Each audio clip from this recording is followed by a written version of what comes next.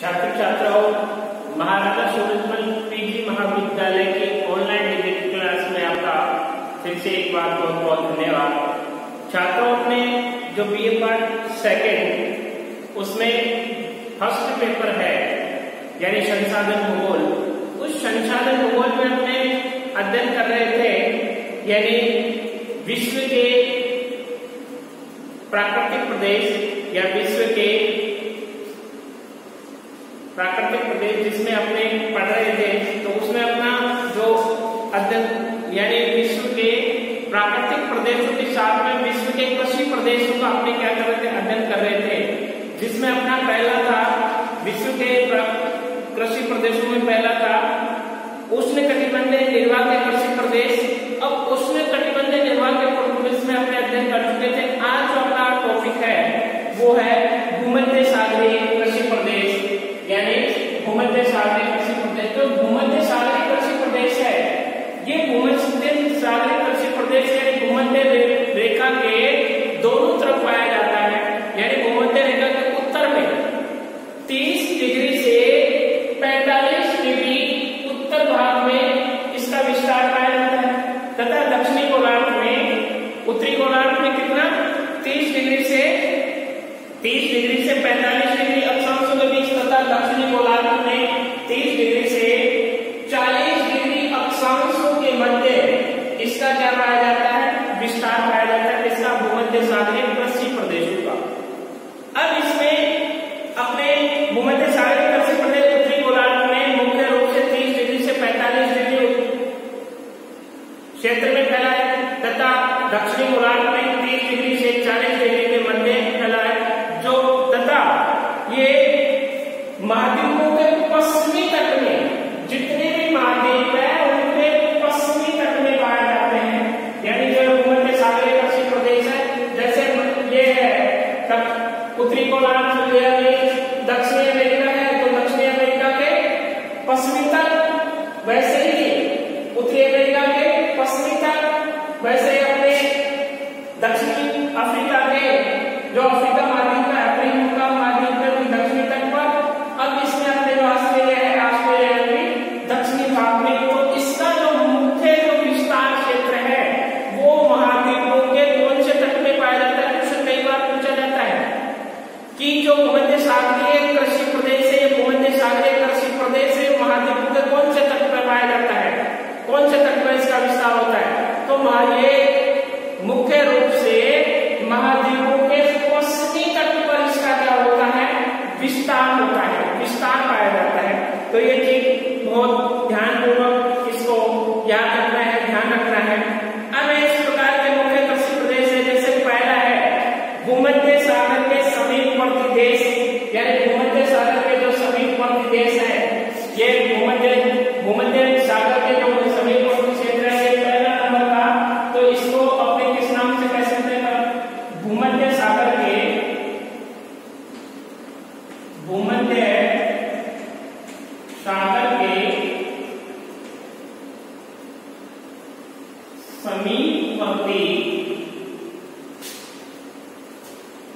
समीपवर्ती क्षेत्र, ये वाला एक नंबर का भूमध्य सागर के समीपवर्ती क्षेत्र जिसमें स्पेन है, पुर्तगाल है, जिसमें स्पेन, पुर्तगाल, दक्षिणी फ्रांस और दक्षिणी फ्रांस के बाद में इटली, और प्रायद्वीपीय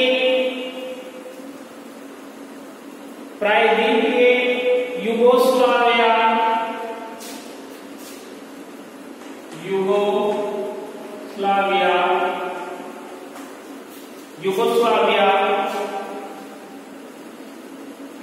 बाल्कन प्रायद्वीप, सीरिया,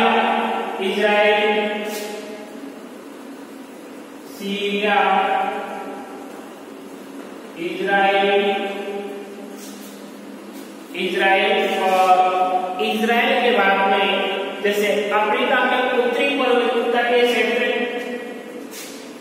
अफ्रीका के उत्तरी तटीय क्षेत्र, ये इसमें मुख्य रूप से फर्स्ट भाग में ये पाए जाते हैं। सेकंड है पश्चिमी संयुक्त राज्य अमेरिका। तो पश्चिमी संयुक्त राज्य अमेरिका कौन सा है?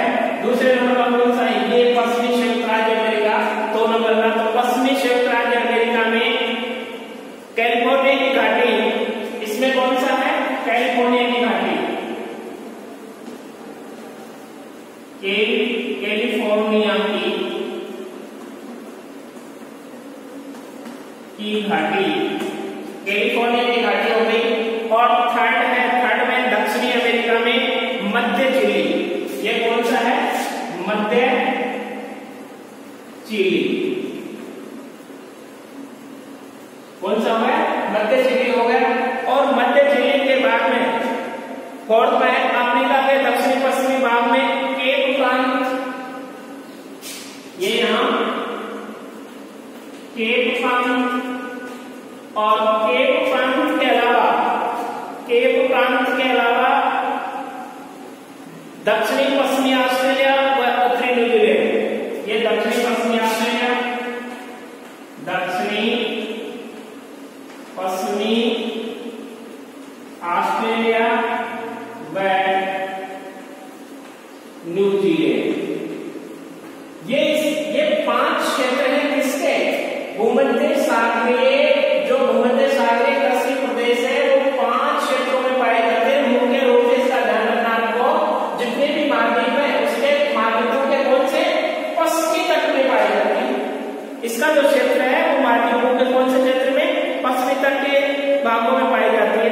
अब इसकी जलवायु के बारे में अपने बात करके चर्चा करते हैं। तो इसमें लिख देते हैं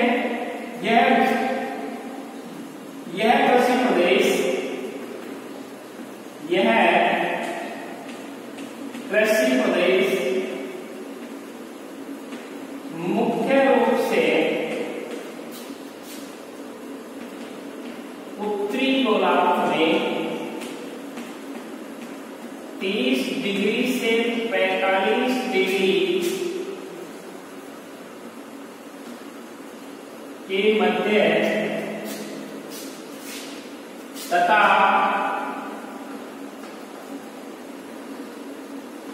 दक्षिणी गोलार्ध में 30 डिग्री से 40 डिग्री के मध्य पाई जाती है, के मध्य पाई जाती है।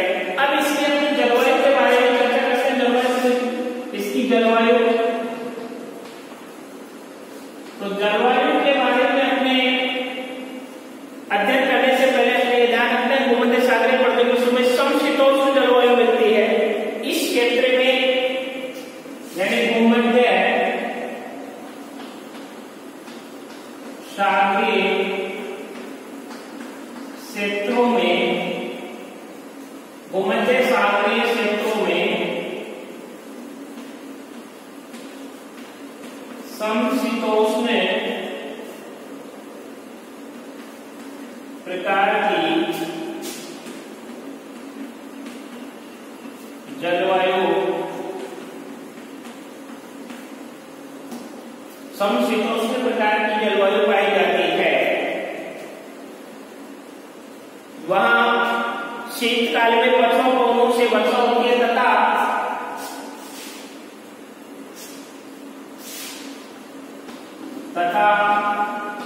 वहां शीतकाल में पछुआ पवनों से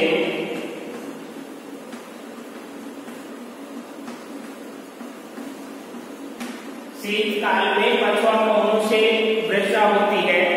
शीतकाल में पछुआ पवनों से क्या होती है? वर्षा होती है, जिसकी मात्रा 50 सेंटीमीटर से 80 सेंटीमीटर होती है, जिसकी मात्रा 50 सेंटीमीटर से 80 सेंटीमीटर के बीच होती है या पाई जाती है। ग्रीष्म ऋतु शुष्क एवं धूपदार होती है तथा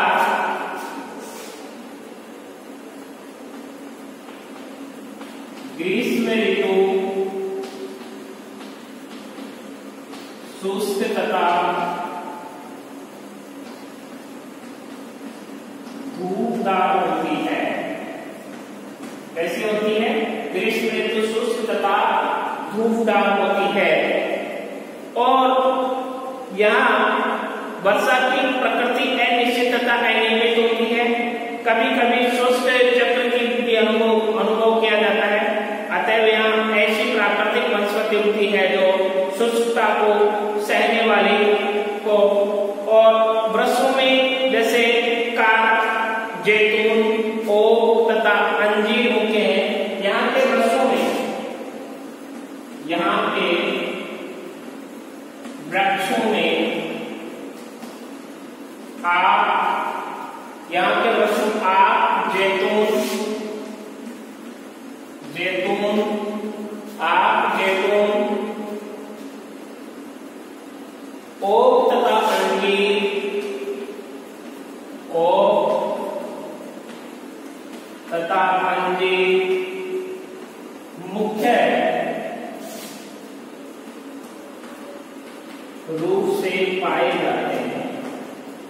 मुख्य रूप से पाए जाते हैं। जैसे चेपरेल झाड़ियां तथा बांसों की प्रधानता होती है। इस क्षेत्र में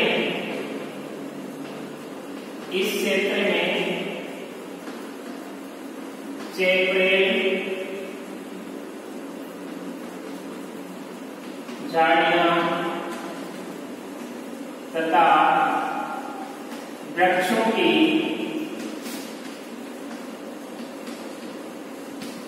प्रधानता होती है। इस प्रधानता के कारण यहाँ मुख्य रूप से भूमध्य सागरीय प्रदेशों की फसलें, अब यहाँ की यदि भूमध्य सागरीय प्रदेश की फसलें, भूमध्य सागरीय प्रदेशों की फसलें,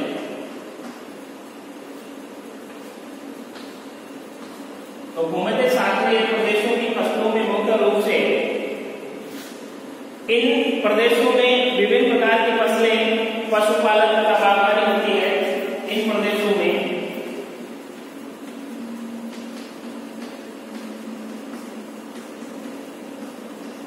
विभिन्न प्रकार की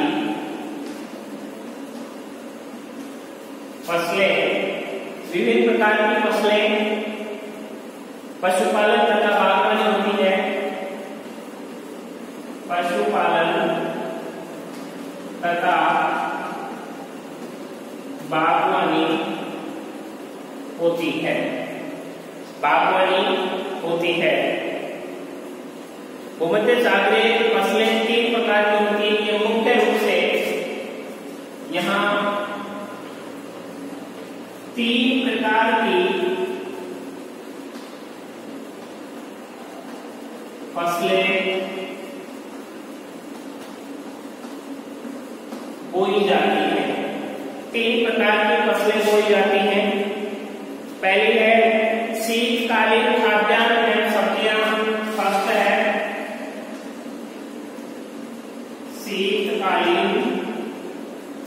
शीतकालीन खाद्यान्न एवं सब्जियां,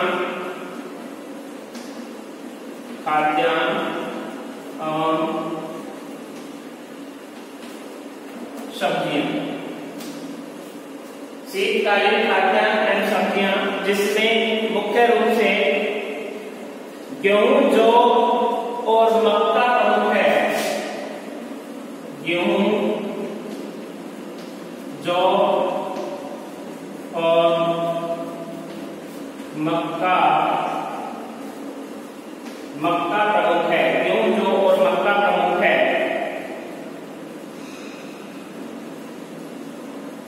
जो जाड़े की मृदुल ऋतु के आरंभ में बोए जाते हैं। शीतकाल में वर्षा से फसलें बढ़ती हैं और बसंत तथा गर्मी की शुष्क ऋतु में पक्का तैयार हो जाती हैं। सब्जियों में जैसे आलू, मटर, सेम, सब्जियों में आलू, मटर, सेम, आलू, मटर, सेम, गाजर, बंद गोभी, गाजर, बंद गोभी, बंद गोभी, टमाटर, प्याज, चुकंदर,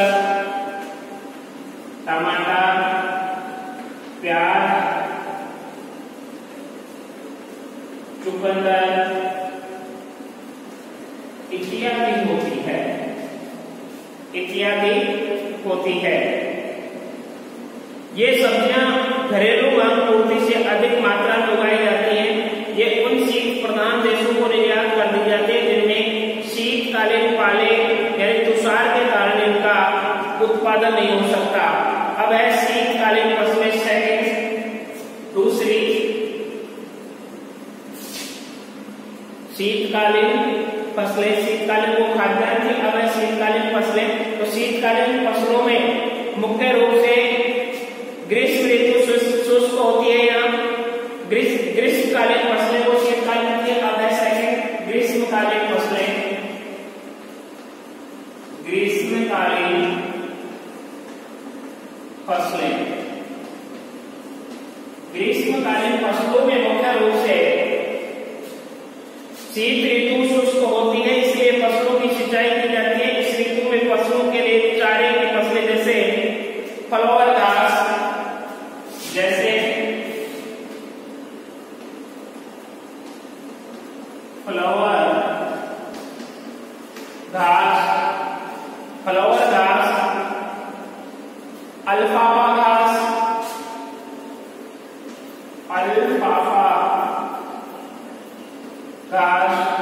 और अल्फाफा घास के अलावा तूफाइन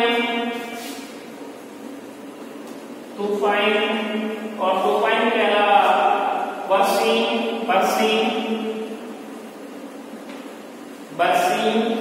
आदि चारा फसलें उगाई जाती हैं। आदि चारा फसलें उगाई जाती हैं। सब्जियां तथा सिंचित फल उत्पन्न किए जाते हैं। सिंचित फसलों में सर्वप्रमुख अंगूर है। ग्रीष्मकालीन भूखदार जैसे मौसम से गुदा, रस और मिठास बढ़ जाती है। अगस्त सितंबर में अंगूर पककर तैयार हो जाते हैं और अक्टूबर में बाजार में पहुंच जाते हैं। सेब जैसे नाशपाती, अलूचा आदि फल में अक्टूबर में बाजार में पहुंच जाते हैं। चुकंदर की फसलें भी सिंचाई द्वारा उत्पन्न की जाती है। अब ऐसे फल थर्ड है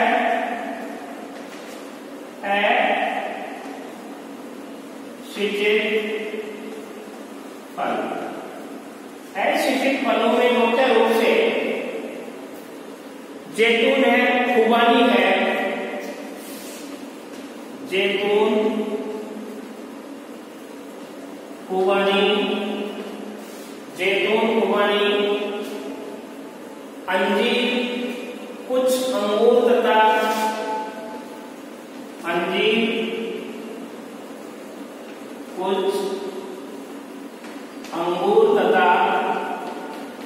नाशपाती उगाई जाती है। अब है एसिडिक फल यानी जिसमें सिंचाई नहीं की जाती। थर्ड नंबर में है एसिडिक फल। तो एसिडिक फल में ये आ गए यहाँ सिंचाई हो जाती है तो 35 सेंटीमीटर से अधिक वर्षा होती है। उन क्षेत्रों में अंगूर का उत्पादन भी बिना सिंचाई के होता है। अब जैतून भूमध्य सागरीय जलवायु पर ही एक क्या है, फल है। संसार का 90% जैतून इन्हीं क्षेत्रों में पैदा किया जाता है। कौन सा?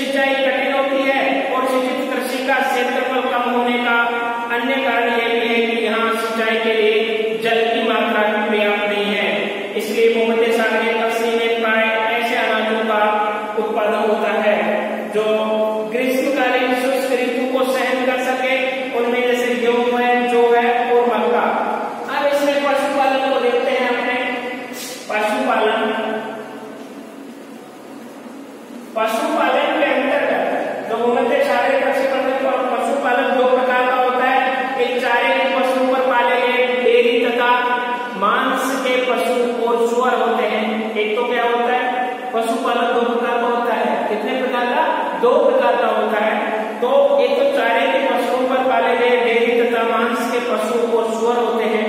एक है चरागाहों में प्राकृतिक घास पर चराई जाने वाली भेड़ बकरियां, जिनसे भोजन का मांस, वस्त्रों के ऊन और बाल तथा कई प्रयोगों के लिए खाने प्राप्त होती हैं। अब व्यापारिक कृषि, तो भूमध्य सागरीय कृषि के दो फेज हैं। व्यापारिक कृषि की अपने बात करें तो इस व्यापारिक कृषि के दो प्रकार होते हैं। वो दो प्रकारों में भूमध्य सागरीय कृषि तो एक है उद्यानिक कृषि और दूसरी है शुष्क कृषि। कौन कौन सी दो प्रकार के होते हैं? एक उद्यानिक और एक शुष्क और पशुचारण। तो उद्यानिक कृषि में पशुओं का उत्पादन व्यापारिक दृष्टिकोण से होता है मुख्य रूप से। कौन सा व्यापारिक दृष्टिकोण से होता है? इससे उत्पादन से प्राप्त हुए खट्टे रसदार फल, यानी सबसे ज्यादा जो भूमध्य सागरीय कृषि प्रदेश है उस कृषि प्रदेश को खट्टी फसलों के नाम से भी जाना जाता है। तो सबसे ज्यादा खट्टे रसदार फल जैसे आड़ू है, अंगूर है, अंजीर है, बादाम है, टमाटर है और सब्जियां औद्योगिक बाजारों को बेच दी जाती है। अंगूरों को सुखाकर मुनक्का और किशमिश बनाई जाती है। जो अंगूर होता है उस अंगूर को सुखाकर मुनक्का और किशमिश बनाई जाती है। टर्की की तुल्ताना किस्में बहुत ही प्रसिद्ध होती है, यानी टर्की की जो तुल्ताना किस्म है किशमिश की वो बहुत ही प्रसिद्ध है। अंगूर से शराब बनाने का धंधा भी मुख्य रूप से भूमध्य सागरीय जलवायु के सभी देशों में होता है, यानी अंगूर की जो शराब बनाई जाती है वो भूमध्य सागरीय प्रदेशों में ही होता है। संयुक्त राज्य अमेरिका में जैसे कैलिफोर्निया की घाटी है, ये जो कैलिफोर्निया की घाटी है फलों उत्पादन के लिए बहुत ही प्रसिद्ध है। जो कैलिफोर्निया की घाटी है, ये कैलिफोर्निया की घाटी फलों उत्पादन के लिए विश्व में क्या मानी जाती है? प्रसिद्ध मानी जाती है कैलिफोर्निया की घाटी। और शुष्क कृषि और पशुचारण का जो व्यवसाय है, शुष्क कृषि और पशुचारण का जो व्यवसाय है भूमध्य सागर के चारों ओर स्थित पठारी तथा उच्च भूमि प्रदेशों में होता है। यानी शुष्क कृषि और पशुचारण का जो व्यवसाय है भूमध्य सागर के चारों ओर स्थित पठारी तथा उच्च भूमि प्रदेशों में होता है। जैसे स्पेन है, इटली की एपिनाइन पर्वत श्रेणियां है, बालकान प्रायद्वीप और यूएसएलए के उच्च भूमियां आदि। भूमध्य सागरीय कृषि प्राचीन एवं नवीन कृषि पद्धतियों का अद्भुत सा मिश्रण है। कैसा है? अद्भुत सा मिश्रण है। इन प्रदेशों में कृषि की विविधताएं स्पष्ट दृष्टिगोचर होती है।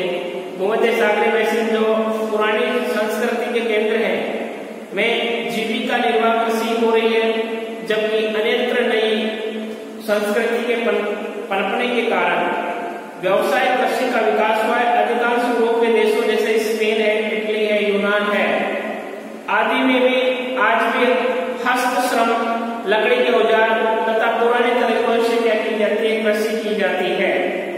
भूमध्य सागरीय प्रदेशों में इसके विपरीत जैसे दक्षिणी अफ्रीका है, चिली है, ऑस्ट्रेलिया में नए उपकरण व मशीनों का प्रचलन अधिक है। भूमध्य सागरीय प्रदेशों में कृषि विकास के 3 युग देखे जा सकते हैं। यानी कौन कौन से 3 युग? पहला युग है 1300 तक आरंभ में भूमध्य सागरीय कृषि भूमध्य सागरीय बेसिन तक सीमित थी, जो पूर्णतः निर्वाह स्तर पर होती रही। दूसरा चक्र है 1300 से 1880 तक यूरोप में जो औद्योगिक तथा सांस्कृतिक क्रांति के फलस्वरूप कृषि पदार्थों का निर्माण दूरस्थ देशों में होने लगा। कृषि व पशुचारण पदार्थ पश्चिमी यूरोप में आंगल अमेरिका तक पहुंचने लगे।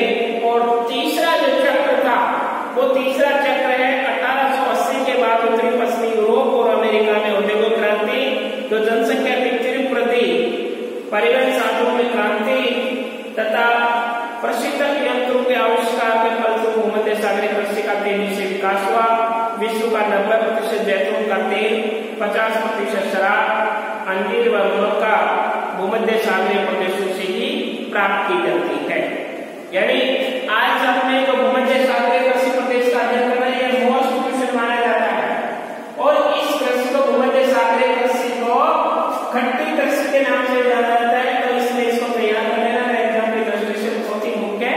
माना जाता है।